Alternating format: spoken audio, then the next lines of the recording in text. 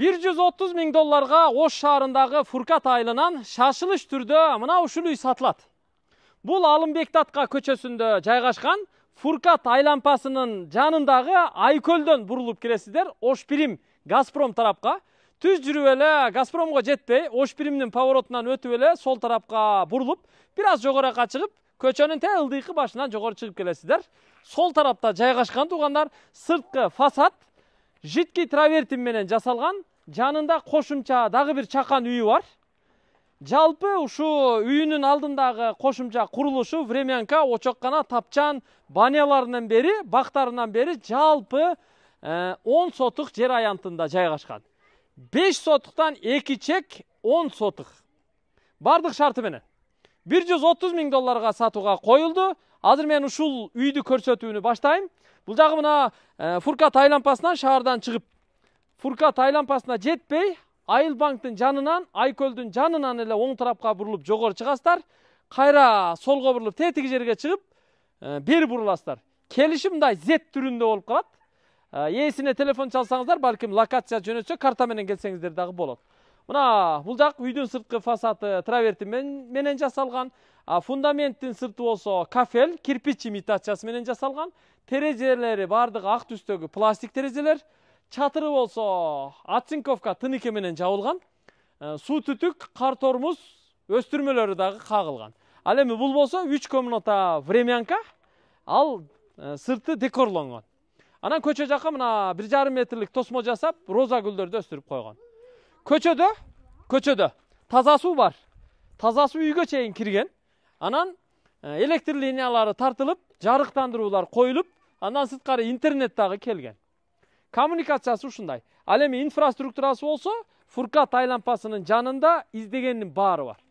Ошол эле салон, ошол эле кийим дүкөн, ошол эле маркет, касапкана, дарыкана, бул жагы кафе, ресторан, медресе, мечит, мектеп бүт бардыгы бар.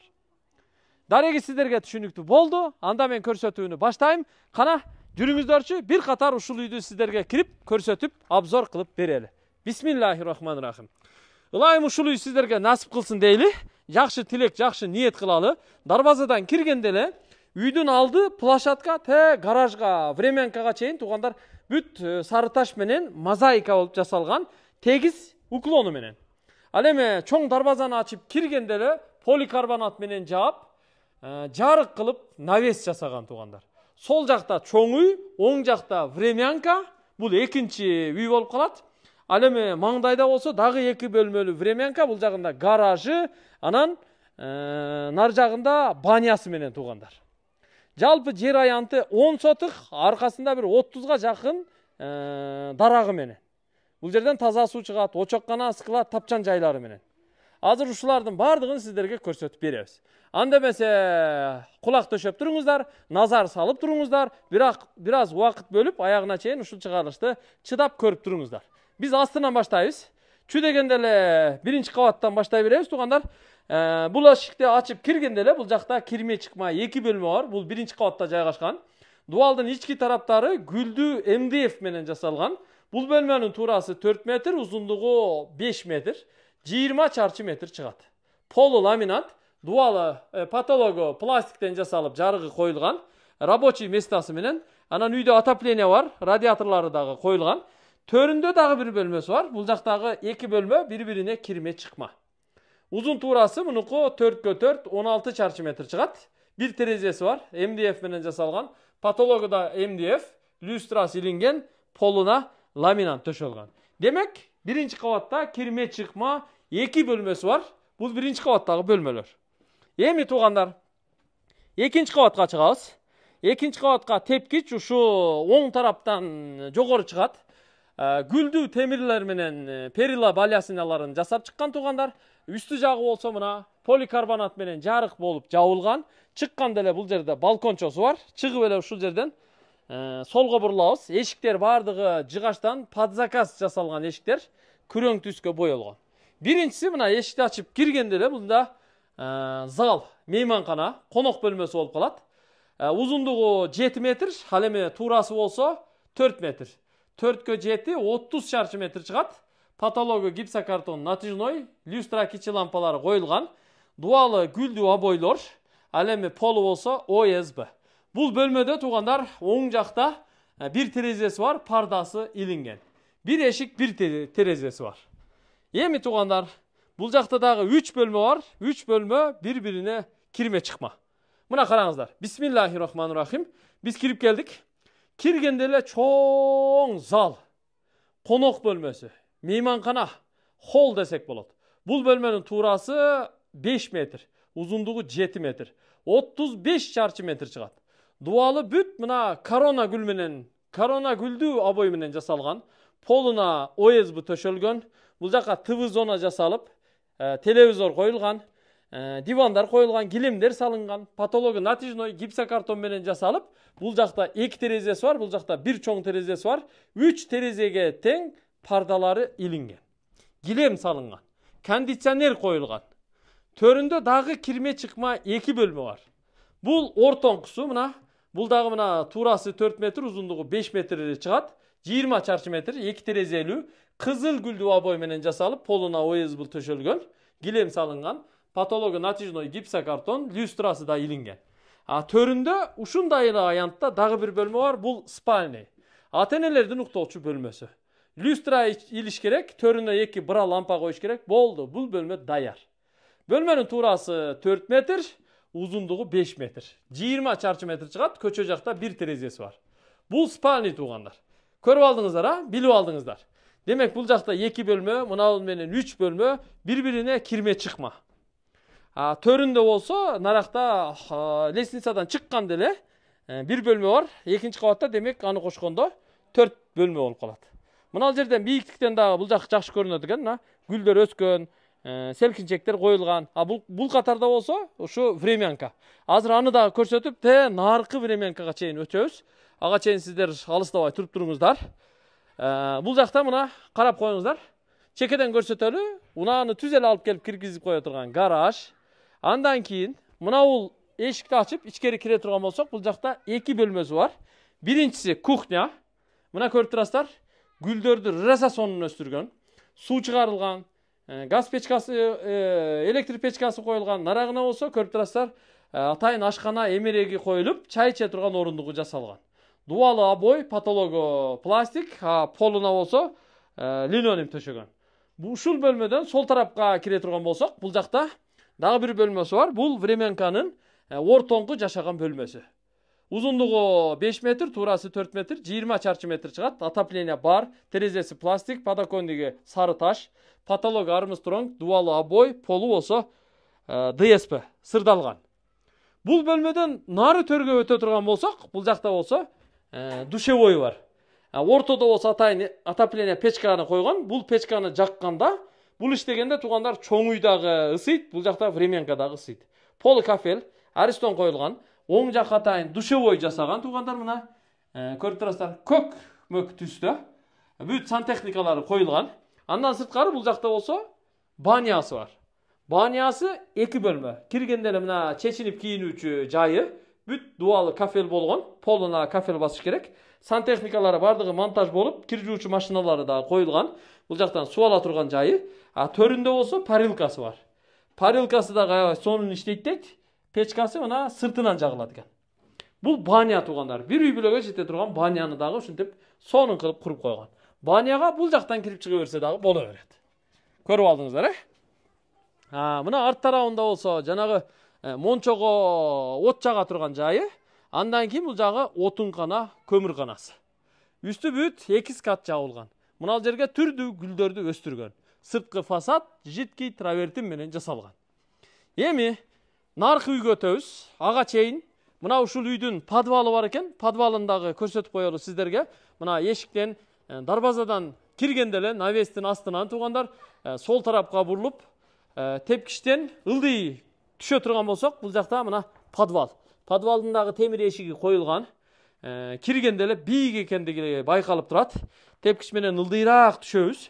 Түшкенде эле бул жакта мына бир 50 чарчы метрлик подвал. Бүт консерва банкалар, дөңгөлөктөр, инструменттер, ашыкча нерселер бүт ушул жакта мына подвалда тизилип турат. Көрүп алдыңыздар, бул подвалды дагы үстүндөгү текчелери менен жакшынакай кылып иштетсеңиздер болот иншалла. Эми наркы үйгө өтөбүз. Наркы үйдү дагы бир катар сиздерге көрсөтүп чыгабыз. Эшиктен кирип эле оң жакка мына тепкич менен көтөрүлүп чыга турган болсок, бул жакта 3 бөлмө, времянка туугандар. Биринчи өзү ушул жак курулган экен. Чыгып эле тепкичтен оң жактагы бөлмөгө кире турган болсок, мында 1 спальный, узун туурасы 3x4, 12 чарчы метр чыгат. Андан кийин ортодогу эшиктен бияка кире турган болсок, бул коридор төрүндө тапчаны верандасы менен туугандар. Терезелери бардыгы пластик, подоконниги сары таш. Полу жыгач, дубалы боелгон. Ички эшик терезелери жыгачтан жасалган. Мында болсо ортодо дагы бир бөлмөсү бар. Бул отурган үй, узун туурасы 4x4, 16 чарчы метр чыгат. Ортосунда печкасы бар. Дубалы боелгон. Андан кийин төрүндө спальный бар туугандар. Ошол эле печканы жакканда 2 бөлмө тең ысып жылый берет. Көрдүңүздөр? Бул бөлмөнүн узундугу 5,5 метр, туурасы 4 метр чыгат. Демек бул жакта 3 бөлмө бар. 3 бөлмөлүү времянка бул жагы. Көрдүңүздөр? Төрүндө верандасы менен. Эми биз кошумча курулуштарын дагы көрсөтөбүз. Анан багына өтөбүз. Жалпы ушу 130 000 долларга сатууга коюп атат. Бир аз кеми бар экен. Документтери так экен. Экрандагы номерларга чалып сүйлөшсөңүздөр болот. Бул жер мына дарактын атын билбейм. Эмне дарак экендиги. Же тал эмес, же кара жыгач эмес, кара жыгач сыяктуу. Шаарда дагы көчө боюнда парктарда өсүп турат го ушул дарак. Аябай декоративный, жакшы дарак туугандар, асты көлөкө. Көрүп турасыздар, гүл бакча. Мында болсо навес курулган. Навестин асты тапчан жайы. Ушул эле катарда андан кийин очокканасы. Очокканада мына дубалы кафелденип, 3 очок жасалган. Бир жак чекесинде чайнектерге же болбосо ушу кичи казандарга печка, орто казан, чоң казан бардыгы коюлуп, бул жакка кошумча көрүп турасыздар, шкафтар дагы орнотулган. Андан кийин ушул эле катарда мына очоккананын склады бар. Бул дагы подвалдан өзгөчөлөнүп, мына инструмент, темир, тезек, же болбосо консерва, банка, ашыкча буюм-тайымдар бардыгы инструменттерден бери коюлуп, иреттелген. Андан кийин мына ылдый түшөбүз. Бул жагы бак. Мына жерден кранттан суу чыгат экен дайым. Бакта ушу 30 түп дарак бар экен да. Бул времянканын ылдый жагында болсо сырткы ажатканасы бар экен. Чек ара ушул курулуштун нар жак чекесинен түп-түз ылдыйга түшүп, ылдыйкы кошунанын дубалына чейин барып такалат. Мына алмасын караңыздар. Аябай ийип салыптыр. Кокон гиластар бар экен. Дайым сугарып жакшы карап турат экен. Жалбырактары да чоң экен. 30 түп дарак бар дейт туугандар, 30 түп. Ушу 20 канча деди, мен болжолдоп эле тоголоктоп 30 түп деп атам. Дарактарынын астындагы мына тегеретип, казып, жакшынакай кылып карап, ушундай өстүрүптүр туугандар. Мына кокон гилас, шабдалы, өрүк, алма, алча, ушундай түрдүү дарактар бар экен. Мына анарлардан бери өсүп турат. Мына кайнолусун караңыздар туугандар. Кайнолусу дагы аябай сонун өсүптүр. Эми чек ара ошол наркы сетка тосмого чейин барып такалат экен. Бул жакта мына өрүктөрдүн асты даже орулбаптыр туугандар. Өрүктөрдүн асты даже орулбаптыр. Турат. Өрүктөр да жакшы өрүктөр экен. Бул бак иншаллах сиздерге жетет. Көрүп алдыңыздар, анарга чейин бардыгын өстүрүп коюптур. Мен анда туугандар бардыгын көрсөттүм. Сиздерге жакшы баяндап бердим деп ойлойм. Сиздердин кызматыңыздардабыз. Тескабар медиа компаниясы дайым позитивдин үстүндө иштейбиз. Сатыла турган үйлөрдү, жерлерди, батирлерди, квартираларды дайым көрсөтүп турабыз. Анан Тескабар компаниябыздын Бишкекте атайын агентство недвижимость, риэлторлук командасы иштеп жатат. Кыймылсыз мүлк агенттигибиз иштеп жатат. Эгер Бишкектен үй, жер, батир керек болсо, сатыш керек болсо, биздин балдарды кызматка чакырсаңыздар болот. Кызмат кылабыз. Андан сырткары биздин жигиттер Москвада да иштеп жатат. Москва, Тескабар Москва деген каналыбыз иштеп жатат YouTube'да. Ага дагы катталып койсоңуздар болот. Ал жакта дагы Москвада, Россия жергесинде жарнамалык кызматтар болсо, биздин жигиттер сиздердин кызматыңыздарда болот. Эми жыйынтыктайбыз. Баарын көрсөттүк. Суу, свет бар экен көрдүңүздөр. Үйдө отопление бар, жылуулук бар, жашаганга бүт бардык шарт бар. Аласыздар, жыргап жашайсыздар. Ээси дагы туугандар ушу оштол экен. Чаласыздар, сүйлөшөсүздөр. Мен анда жыйынтыктайм. Экранга телефон номерлары жазып койдук. Ошол номерларга чалып айланышып сүйлөшөсүздөр. Фуркат айлампасынан оң тарапка Айкөлдөн бурулуп ичкери кирген жерде. Трассадан көп болсо туугандар 700-800 метр. Мен анда жыйынтыктайм. Үй сиздерге насип кылсын. Furkat Aylı Alınbek Datka көчөсү. Ушул үйгө келе бериңиздер.